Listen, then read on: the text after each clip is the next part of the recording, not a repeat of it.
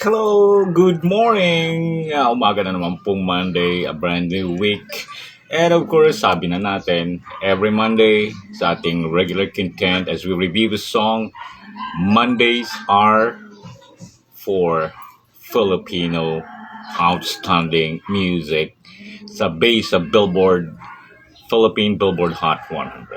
So abangan natin, ano ang top 10? Ano ang nasa top ngayon? Would it still be BTS with Swim or other song na umakyat? Abangan po natin yan within today.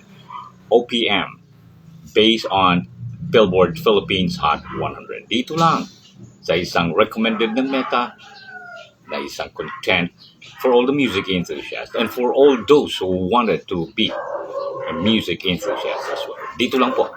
So mamaya-maya, abangan niyo po yan. Top 10 at ang top 1 song for the week, April 18, 2026 ng Billboard Philippines Hot 100.